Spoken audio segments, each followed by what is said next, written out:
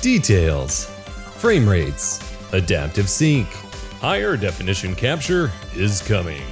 AVerMedia lets you experience it now. It's the most revolutionary idea since HDMI 2.0. AVerMedia, just slightly ahead of our time. It's pretty good. I was worried, and it's not perfect. I will have my complaints, but I'm so goddamn happy that it is here. I've been capturing game consoles for a long time. As gaming hardware changed, so did my capture needs, but no capture card cycle has been as hotly anticipated as the HDMI 2.1 capture cards. It took us 3 years exactly from getting next-gen consoles launching with HDMI 2.1 specs and the TVs required to display them getting cheaper every year to getting capture cards that can actually capture those higher-end specs. The long wait has only kind of intensified the expectations for these capture cards, which certainly works against this first wave here, but I think many will just be happy to have them at all. And they're here. The AVerMedia Live Gamer Ultra 2.1 is a $300 capture card that is the first of 2 HDMI 2.1 capture cards AVerMedia announced. The second being the PCIe Live Gamer 4K 2.1, which we have not gotten any details or release schedule for just yet. This card is something else, honestly. It's a complete departure from all of AVerMedia's prior design language visually, resembling a kind of sci-fi visor of sorts.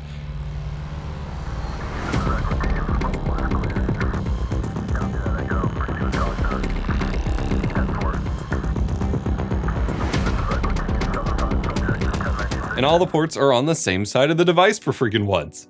Rad. These ports give you USB Type-C spec'd at 10 gigabits per second.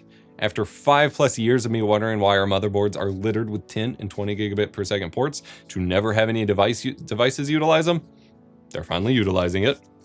Check the ports on the back of your motherboard. They are often labeled with 10 or 20, though you may need to check your motherboard's manual, that kind of thing, to really verify what speed your port runs at and make sure your USB drivers are up to date. USB-C ports on the rear, on the back of your motherboard, are also likely to support the spec, whereas the front side, the front of the case ones may not. Fear not if you don't have these newer ports, though you probably do, as you can still use the card, just with slightly more limited capture options.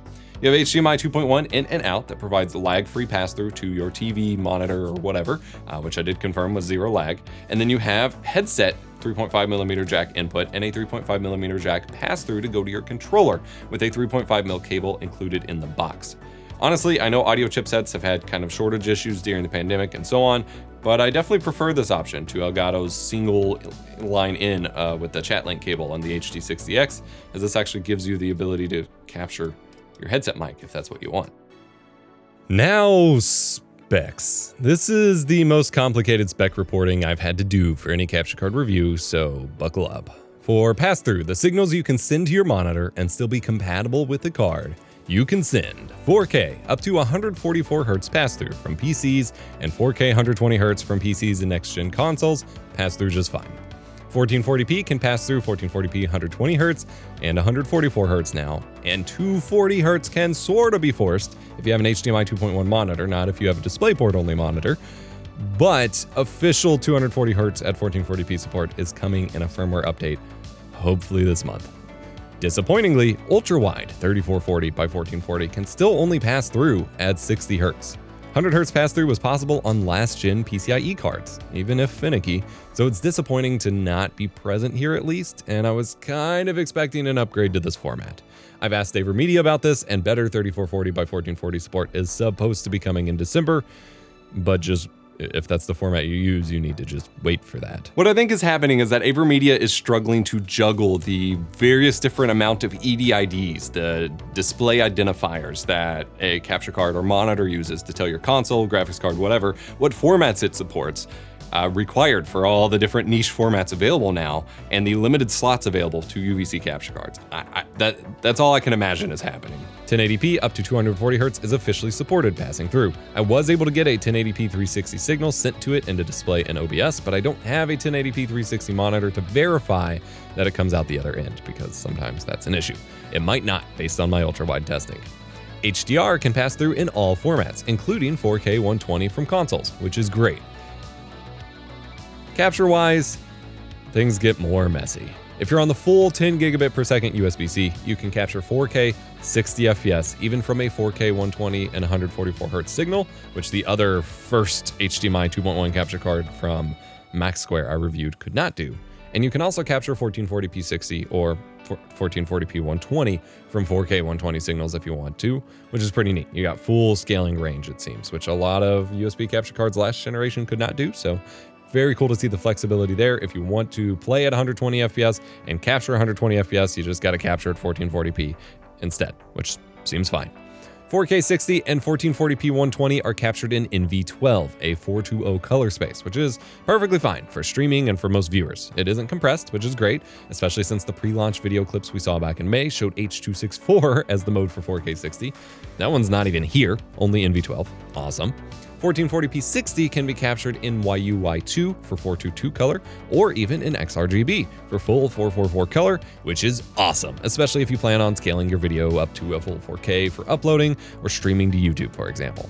1080p 120 can be captured in 444 XRGB as well. Most of this is being discussed as capturing in SDR. If you're playing in HDR, you can let the card tone map to SDR automatically, like most of them have recently, and be fine.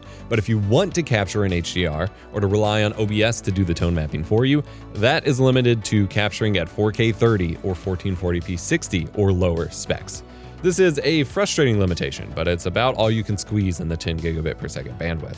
The PCIe card should perform better here, but we'll see when it gets here, because it's not here yet. For what it's worth, I put together a comparison of the card's HDR to SDR tone mapping versus OBS doing it, just so you can see. The raw samples uploaded to YouTube will be linked in the description. All of these formats are juggled with the assistance of the AVerMedia gaming utility, which helps you swap EDID profiles in and out and shows you the current video signal information for what you're getting in and things like that, which is absolutely wonderful for troubleshooting all sorts of things. I wish more capture card companies gave us this, and I'd honestly love for it to be kind of a OBS plugin that integrates with the video capture device properties or something at some point, because we need more of this. Latency wise, we're looking pretty good. Around 59 milliseconds input latency to the OBS preview, which is near the top of the charts and means you'll have a very little issue whatsoever with audio syncing and seeing accurately on the preview. I still wouldn't recommend playing games or trying to play games from the OBS preview, but I do have a video coming soon on better options for doing that, so make sure you get subscribed.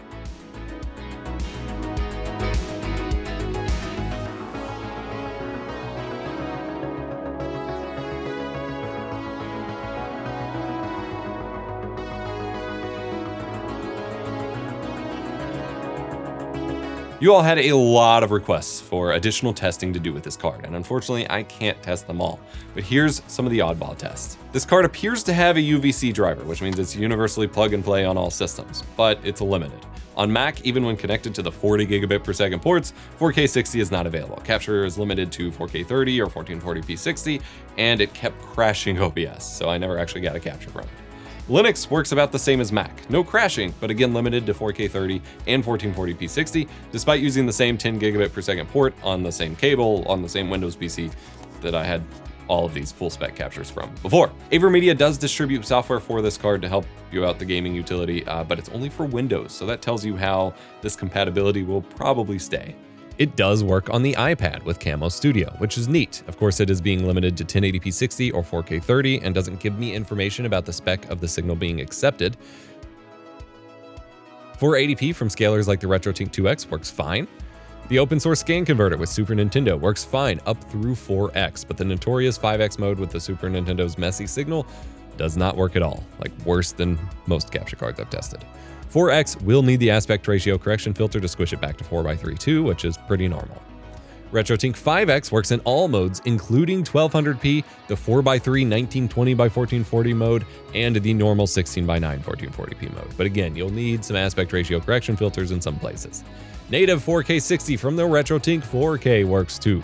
Yes, I have one. Yes, it's glorious, although this is probably not a good showcase for that just yet. Capturing the Eon XBHD works just fine for 480p games, which is great to see. Didn't get to test much beyond that, though a full review is hopefully coming soon. It got delayed. The full 1080p and 1440p modes from the PS2 RetroGEM works as well, even without a 16:9 OBS filter. Neat.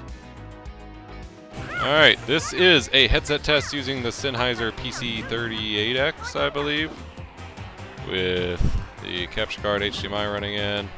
Forgot how awful controlling this level was. As far as I can tell on OBS, it's working fine, so I'm feeling pretty good about it. This is a really solid headset. It's really disappointing that this line doesn't exist anymore, and the company they sold it off to, Epos, no relation, doesn't exist anymore. But yeah, like I said, this is my preferred way to do the integration. Just for fun, this is Crash running on the Xbox through the Eon XBHD and the RetroTINK 4K.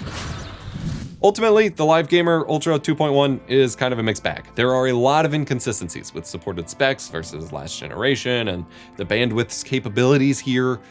Not being able to capture HDR at any higher spec than a card from 5 years ago. Technically 4K 30 is. We've seen back and forth on that. But you know, not at 4K 60 is definitely odd, but you can at least do it at 1440p. And not being able to capture updated ultra wide is definitely odd. 240 hertz 1440p is at least supposedly coming in a firmware update this month at some point. So that will appease a lot of the requests there. And again, supposedly in December, we're getting ultra wide. So I don't know why all of this wasn't at launch. Native 120 FPS capture at 4K is missing, even in H.264 compressed mode. And while most people won't want it, some are demanding it. It has a lot of different use cases aside from obviously you can't stream 4K 120 right now. I just hope the PCIe card can deliver rather than making us wait on an entire refresh to get that feature, as a lot of you all have suggested might happen in the comments. $300 is a lot for some for a capture card, but this falls exactly in line with what the last gen of 4K cards launched with. I'm just sad it took us 3 years to get here. 3 years. I'm stoked to finally have an easy capture solution though for my PS5 hooked up to my LG CX at my desk without manually juggling formats, as my $500+ investment in the HD Fury Vroom wound up being a complete waste of money for this purpose. That sucked. This is just the first entry of a new wave of futuristic capture cards. AVerMedia has a PCIe one on the way. Asus has a USB one that they announced and that is apparently already shipping in China. If you want to go ahead and like import it, I'll just wait for the US release. And Elgato's HDMI 2.1 cards are apparently coming soon in some unknown form. I'm excited that things have finally caught up, but I can't help but feel that my backlog box of generic capture cards that I haven't reviewed yet from the past year or so are just kind of pointless to look at or touch now with these newer spec cards. Let me know what you think about that in the comments below. Check this video to learn why you want to pay very close attention to these new HDMI 2.1 capture cards and the specs before you buy based on what you're using. And then check out my full OBS definitive guide at glitch.mov. And remember to be kind, rewind.